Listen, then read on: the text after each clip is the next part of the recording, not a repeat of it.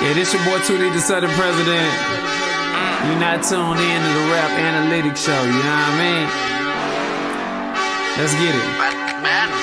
This is the Rap Analytics Show, and I'm putting rap in the figure four. If you ain't on this on the internet, then tell me what else is you looking for. Presidential word to giving insight. Young Nino keeping shit tight. Either gave you an invite, and Cooley be talking on big mics. You in the right place for your mind. You in the right place for your grind. You in the right place for your music. You in the right place for your time. Cause I ain't never gonna waste mine. And since we got you tuned in, now it's time to start the show. And the real shit begins. The end. Yeah.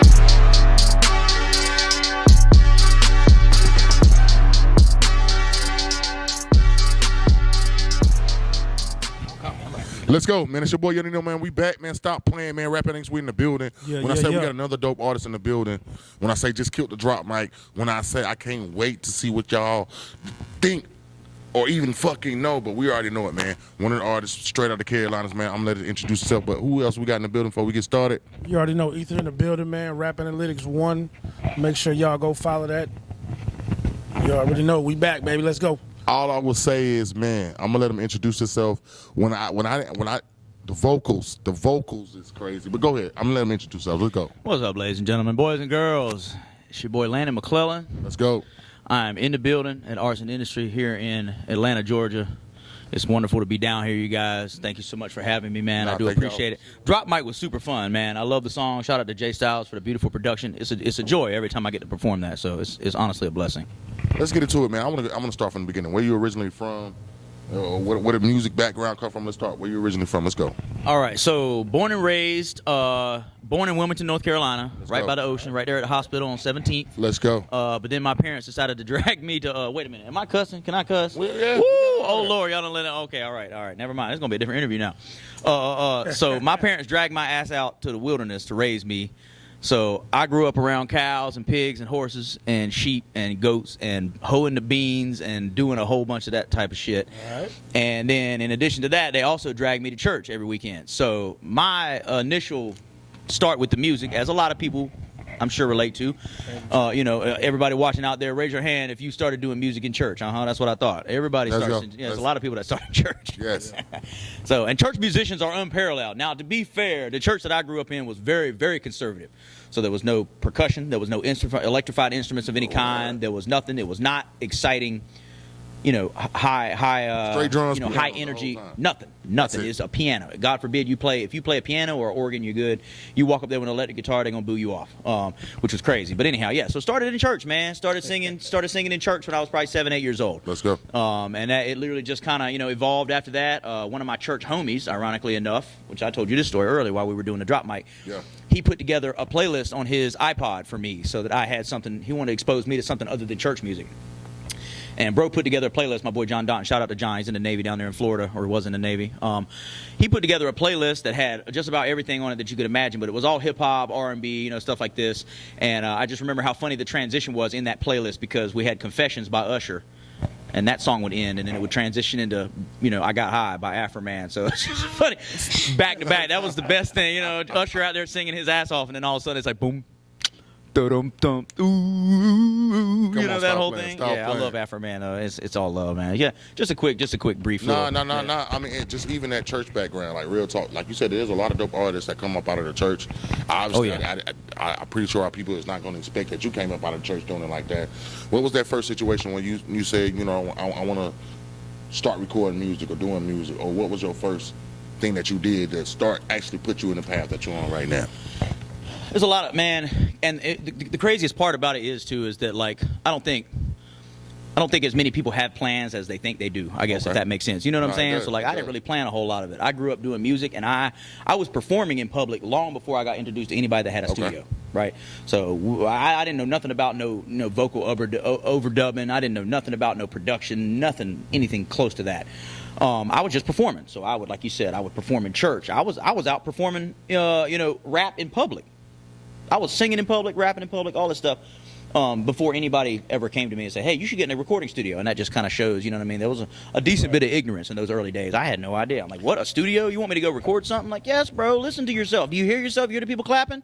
Go in the studio and do that. I'm like, oh, okay, word. It's that easy. So shout out to my boy Young Will. We've been friends since like little church babies, you know. And unbeknownst to me, we had got separated. You ever have that homie? Yep. And you don't see him for 10 years, and then all of a sudden it's like, whoa, bro, where you been? You know. And he popped back up on me, and he had a studio. And so during our time apart, I had been practicing my vocals, and he had been practicing his production. That's crazy. So then it was like a dream come true, bro. We came back together, and that's it. We was recording in his daddy's house in the closet was the booth, you know. So the humble beginnings, baby. In the closet. See, y'all don't remember that. That's old school right there. Hey, listen, you don't need no sound treatment when you got the clothes hung up. Let's go. At all. Get behind them 2 shirts. Had the stuff on the wall. Oh my God. Get behind them 2 shirts. Get behind them 2 shirts. And knock this shit out. Hey, hang the sweatshirts back up. Man, it's cold. I don't care. Take that sweatshirt off. Put it back in there. First record, man. First record you recorded. Name of Very first record was a remix of Fire Flame by Cash Money. Oh, shit. And, I was all about, for the first probably, 2 or 3 years, right? I was all about some remixes. That's all I did. And thankfully, every trace of all that has been scrubbed from the internet because I was not. That's what I was going to ask. We can't find it no more. I was not very good in the studio. Can't find it no more. No, it's dummy gone. Bro, if you can find it, send it to me. And I'll delete it again. I'll delete it the 3rd time, bro. I swear to God. Anyhow, I was not great. And there was a decent amount of, like, a learning curve, you know, like they say. Okay. So, like, it didn't. Fire Flame. Oh, man, yeah. I was all about some remixes. For the first, 3 years, I didn't do nothing original. It was all just rapping over, bro. I wanted to remix. Well, what's the one Drake and beat? How you darn? It's Weezy, yeah, baby. Come and take a shit and you're on the talk. You know, that whole era. Around that time, it was about Jack and Beats, like real talk. Oh, dude. Wayne to do everybody. No ceilings, bro. What are you talking about? That's Wayne's greatest work, bro. What are you talking about? Yeah. So that was that time and era and period where niggas was actually doing that shit. That's all it was, yeah. What artists inspired you? At the time, see, once again, you got to understand what's so beautiful about this whole story is the fact that I couldn't have influences because I wasn't allowed to listen to secular music. I was conservative, bro. They used to shave because I'm the oldest of 5 boys. So you got to think, we're on a farm. There was no long hair. There was no individualism. There was none of that. This is like conservative, grassroots, alt-right America we're talking about. You know what I'm saying? So I'm saying, like, they used to shave us like little POWs every summer. Like, we all would just have bald heads. No one could have. I wanted a mohawk for years and years. No, nothing. You eat what you're given. They put it on the plate. If you don't like it, go to bed. Like, this is top tier conservative Seventh-day Adventist. You can't do nothing. You listen to nothing. You hear nothing. If you hear something, it's going to be some old school gospel, Tennessee Ernie Ford, or it's going to be some old, something. I started listening to John Denver a little bit before I left because I left home at 16. You got to understand, I was so over it at 16. As soon as I was legally emancipatable, I'm out. I'm good, and I ain't been back home since. Which since then, I talked to my parents like everything's it's leveled back out to an extent. All right, but there was no he talked about what influences. What influences? There were no influences, bro. I started listening to John Denver. I don't know if you even know who that is, but John Denver is idea. A mid '80s like country western something or other. Not really country, but sort of. He was an environmentalist, so he was singing about saving the birds and all this. Whatever. Even he was too rough. They would go on my little CD player and scrub certain songs of his because they were too upbeat. They were too crazy. You know what I'm saying? This is a dude playing a 12-string guitar singing about saving the seals. Right. And even some of that was too upbeat for my parents. So again, like, that brings me back. Like, where did you find the passion or where did you find to be able to make this type of music that you make now? It was a long journey is what it was. So it started with my homeboy John that I mentioned earlier. He made the playlist. It wasn't even my iPod. Right. It was his iPod. Now you got 12-year-old Landon showing up to the church poking my buddy, hey, can I get your iPod? He just rolled his eyes, and he loved me, and he knew how it was, and that's why I got so much respect for John. We don't talk much anymore, but I cannot tell the story without him because it was his iPod, and he would slip it in my pocket in the middle of church. I'm in the bathroom. I'm going to use the bathroom. I'm in the bathroom for 35 minutes, just soaking up every bit of this playlist that he gave me, and then it got to the point where we had a radio in the house. We didn't have a TV. This is that conservative shit, bro. We didn't have no TVs, no laptops, nothing in the house, bro. If it run on batteries or electricity, we didn't have it as a kid. And so, turns out, we ended up... Chappelle shit. Bro, I'm so serious. It was bad. Yeah, it was bad. And we had a radio. All right. We had a radio, just a regular... My mom used to listen to the weather on it, right?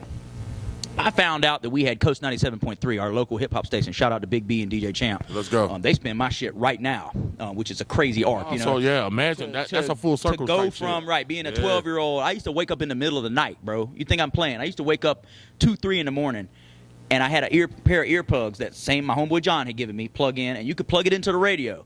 And I would go in the kitchen and be in the radio at 3 in the morning with my earplugs plugged in, trying to catch remixes of, you know.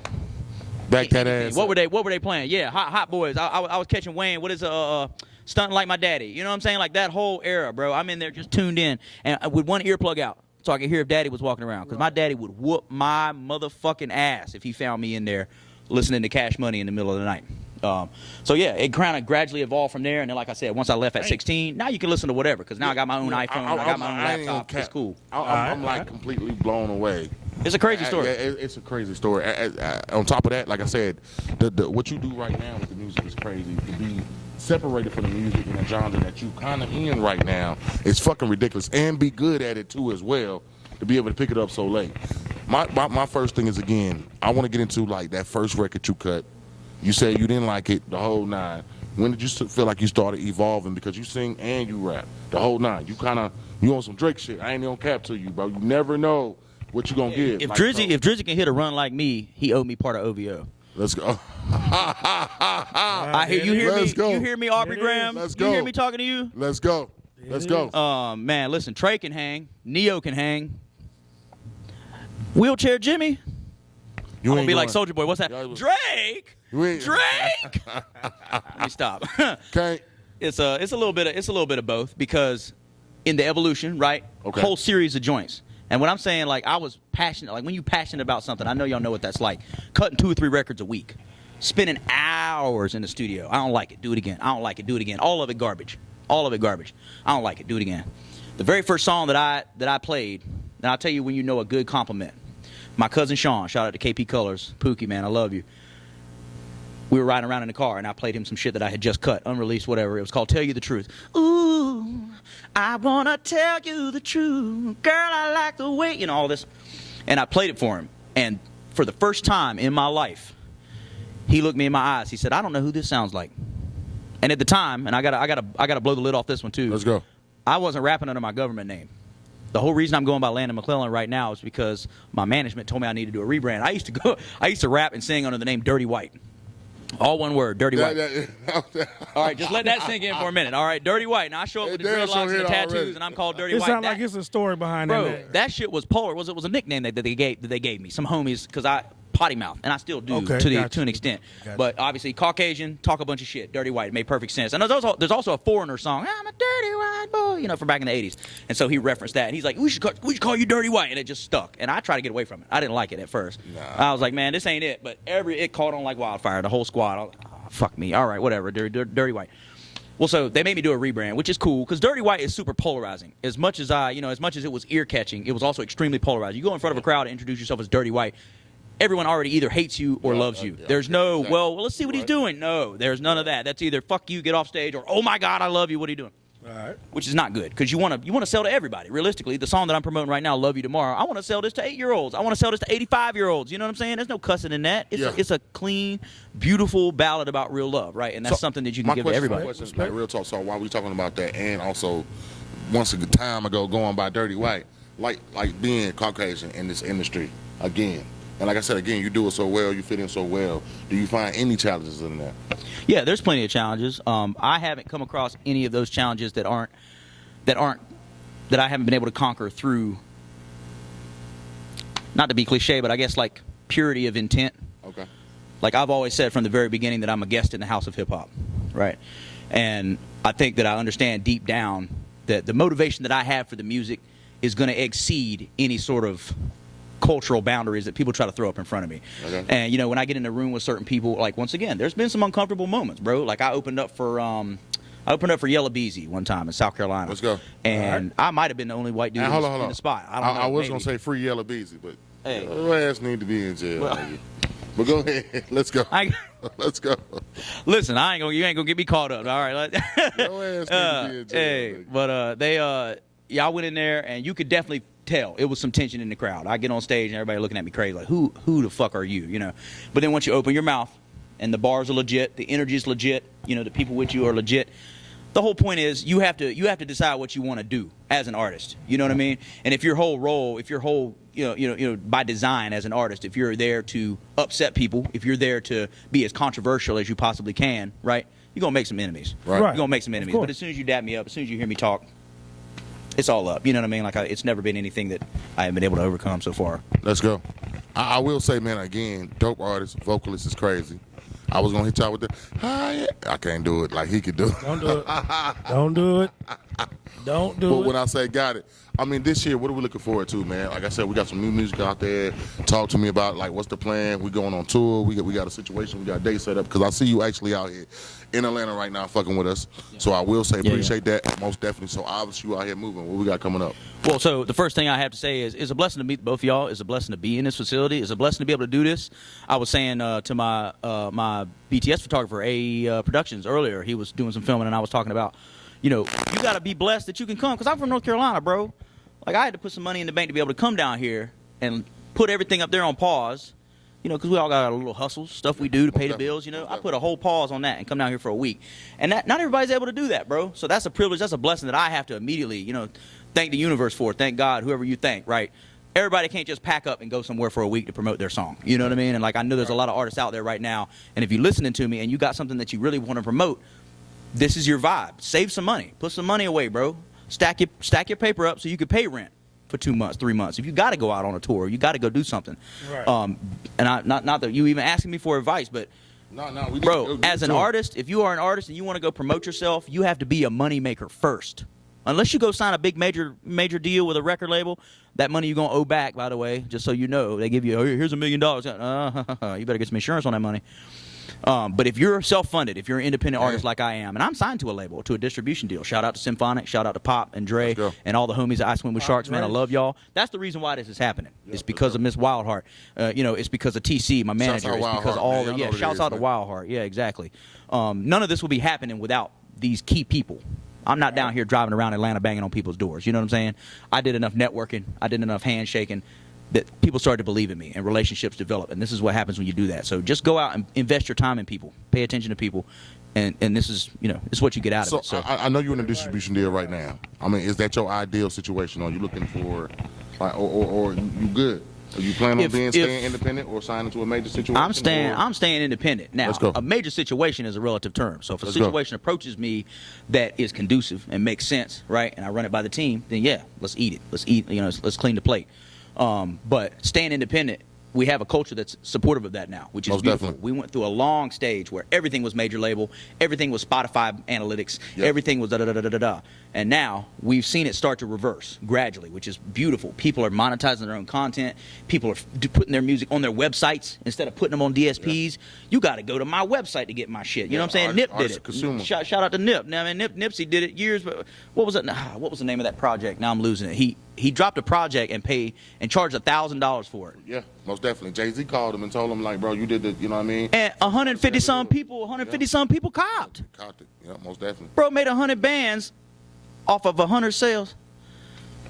You can do it. Tory Lanez did the same thing. Tory, free Tory. Hey, free Tory. Free Tory. Dropped that shit, made a meal right. That's the 2 minutes after he dropped the shit from artist to consumer. Yeah, it's definitely the move right now. Let's go. We back, man. Stop playing, man. Y'all know what it is, man. It's your boy Young Nimar. Rapping Links in the building right now. Yes. We got one of the best artists in the building. When I say again, we definitely was tapping in on. Again, like what we got coming up in the future, as far as tours, music. Talk to us. What we got? Yeah, some future stuff coming up, man. So we're in motion, hitting a bunch of spots, and once again, blessed to be here. We're here officially promoting my newest release, which is called "Love You Tomorrow," and that's LUV, the letter U, the number 2. MORO. I spelled it stupid so you can find it because there's a bunch of other songs that are named very similarly. Let's go. Love You Tomorrow. It was produced by the illustrious Jay Styles from Charlotte, North Carolina. Currently the youngest member of legendary. Right. Shout out to Jay, bro. I love Jay, man. And currently the youngest member of legendary R&B group Blackstreet. in and out of tours. Stop playing. Yeah, Jay's the real deal. He actually came home from tour for a brief while, and I happened to catch him in one of those gaps. And we've got a song together that I ain't gonna teach you too much with. But me and Jay got a song, got a V where we're gonna be dropping. So we got something coming soon. Oh my God! Let's go. My God, I love it. It's called Silly Me. It's like Trap John Mayer, bro. It's like guitars and trap. Did we just say 808s and Trap John Mayer? John Mayer. Why you turn John Mayer into trap? Hey, bro, that's the genre. That's how I Let's describe go. the genre is Trap John Mayer. But so currently, once again, Love You Tomorrow, produced by Jay Styles. It's very like Silk Sonic-y, I guess. Y'all have heard the track. We did the drop mic.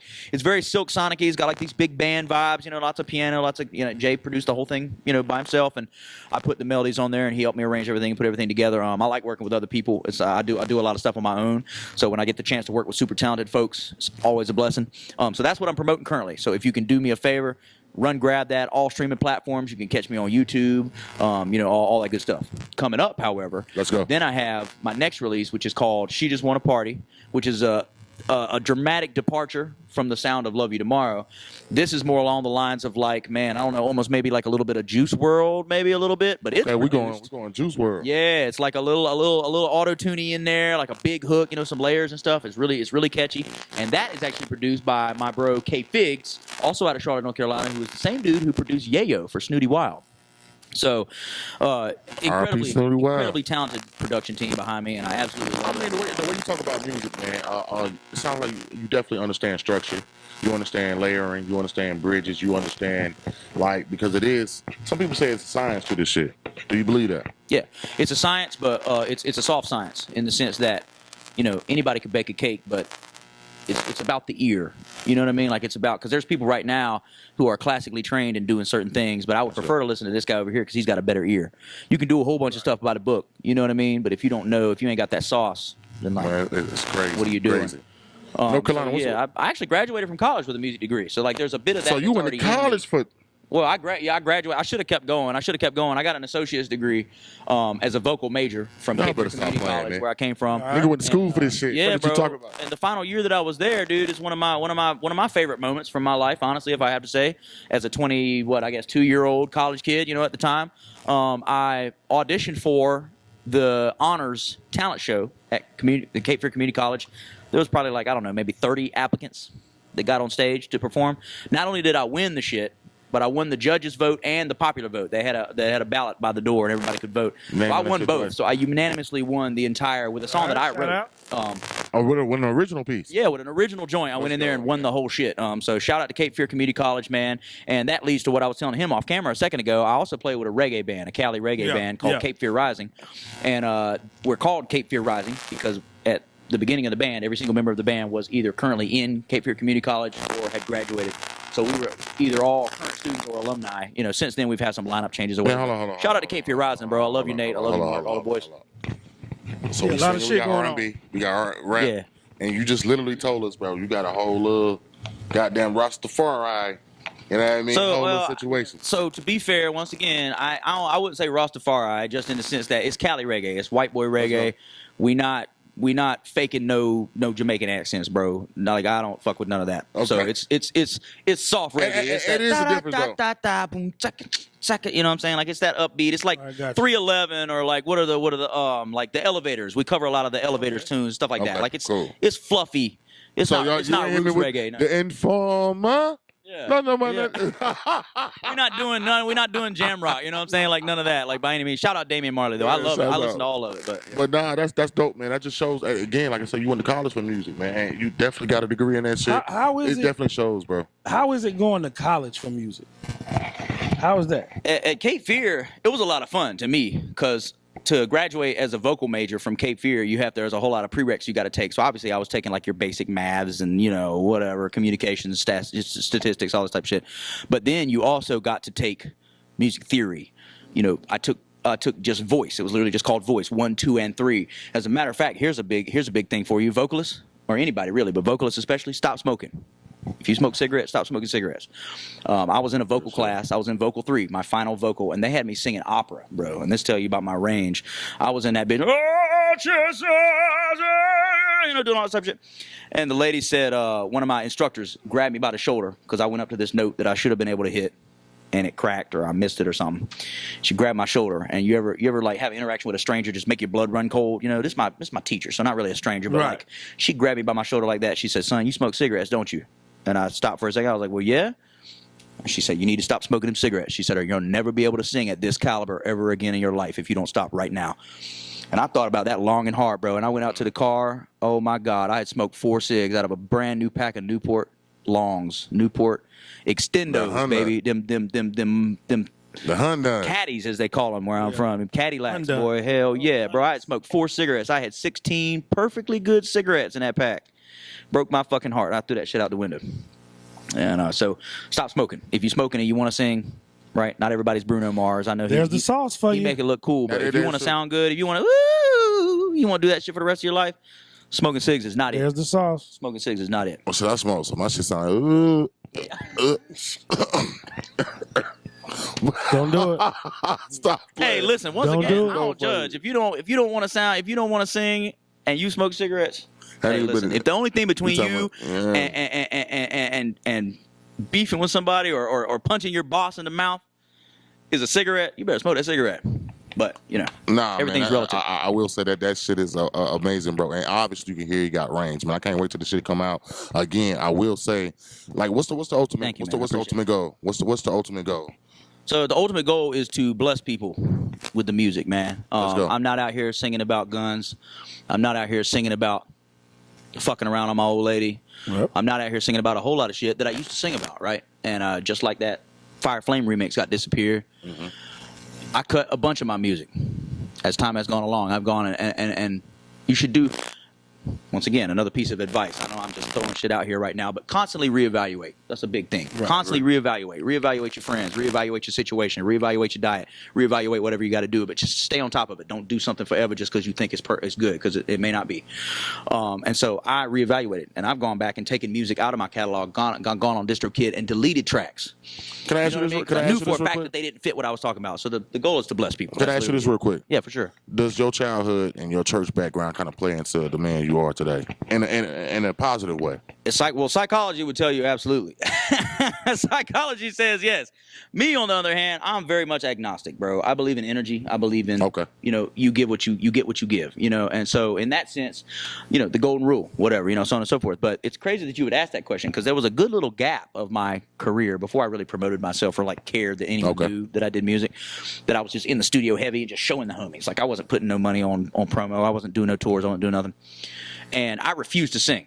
There was a whole lot of people around me. As a matter of fact, one of my best friends, TVM Killer, shout out to TVM. Last time I was in the A, I was with him. But I was just a rapper, bro.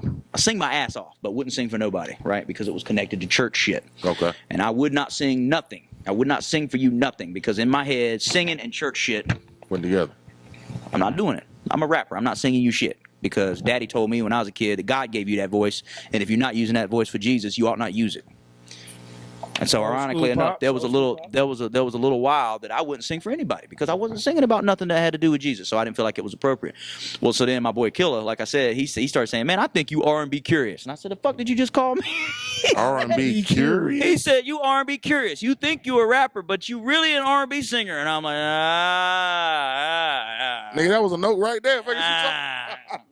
That was a note right there. I don't know about this. And he gave me so much shit. It was probably a year, maybe more, that he talked so much shit. And so then I ended up releasing an album called Call Me When You Get This in 2019. Oh, shit. That was my freshman attempt at an R&B record. And so, yeah, there was a long time where, like you said, church played heavily into it, dude. And I wasn't singing shit. I'm not singing nothing for you, because I'm not singing What a Friend We Have in Jesus. So why would I sing anything? And it took a while for me to get out of that, where it's like, that's, ease up. You know what I'm saying? Now we doing it all, man. I can't wait to see him on stage. We just definitely did the drop mic. Can't wait till y'all catch that. Y'all better tap in on that. When can we see you on stage, man? When the next time we hit the stage to get it on stage? So apparently right now I'm not allowed to talk a whole lot about it, but we're in the process of putting together some real deals going on, big dates, right? Some stuff that's happening. I think the biggest thing to be, if I can plug the social media, Landon McClellan NC. So LANDON MCCLELLAN is Scottish. I didn't ask for it. It's not my fault. Followed by NC for North Carolina, right? So Landon McClellan NC on all platforms, and then just Landon McClellan on streaming platforms. You want to go listen to the tunes, Spotify, all that. All right. That's the best place to stay, because, like you said, like if you if I get once these dates get solid, once everything gets worked out, straight to social media. Hey, y'all, I'm gonna be XYZ. You know, Right. You'll be able to. Landon McClellan on all platforms. Y'all better tap in. Y'all know what it is, Check man. 'em out. We lit right now. When I say again, man, I can't wait till this drop might come out. When I say the vocals on this guy is amazing. Y'all follow him on all platforms. Y'all know what it is, man. Y'all go I feel like it's a new beginning. A new beginning. And then on top of that, man, shit, when I say, man, he got it. He got it. Y'all know what it is, man. It's your boy, Young man, rapping next. We in the building. Stop playing. Who's we got in the building? You already know Ether in the building, man. We back, man. Appreciate Landon for coming through. And we'll see y'all. Thank you for having me, man. Boy. Yeah. Drake McClellan. So what I want to ask you real quick. Before we get up out of here. Again. Before we get up out of here. Last little advice for independent artists out there trying to do it, man. You give us some good jewels. Make money first. Let's go. Make money first. You could put out 50,000 songs, ain't nobody gonna hear them. I love you, but it's the truth. The internet is full of people. It's oversaturated. It's a trillion people with a laptop and an interface in their mama's basement somewhere rapping about something, singing about something.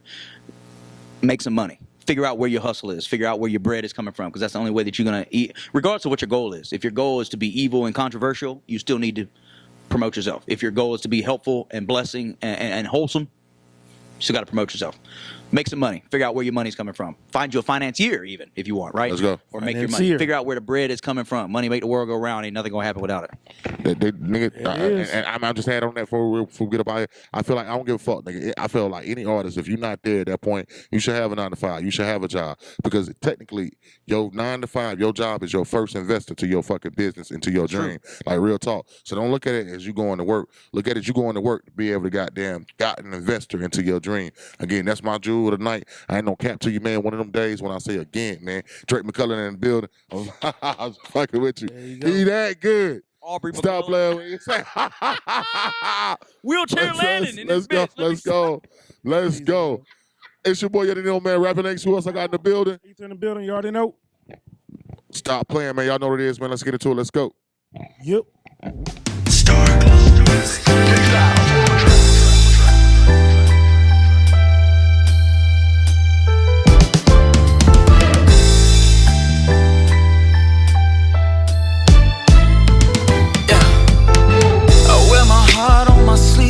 Cardiac. I got the coin like the Giants at the laundromat. Bonnie Clyde, how we ride, you can holler back. Brains and the beauty, yeah, she already thought of that. She the princess, that's a given, no. You know we got that chemistry with no chemicals. Baby, you're a centerfold, yeah, yeah. Somebody else's son just can't love you like I love you.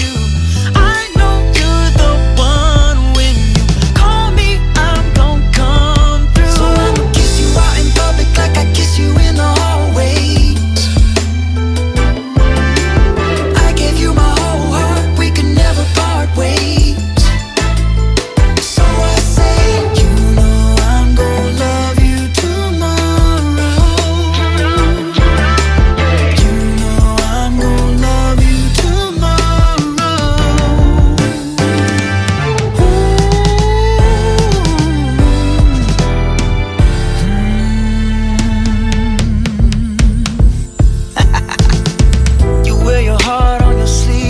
I'll be at. And if I hit you up, I know you gon' call me back. I love your energy, like baby, I need all of that. Baby, I need all of that. Baby, I need all of that. You gon' keep my secrets if I tell you some. You're not the only one who wants to be my only one. You wanna be my only one. Baby, take my heart and run. Somebody else's son just can't love you like I love you, baby. You're the one. When you call me, I'm gonna come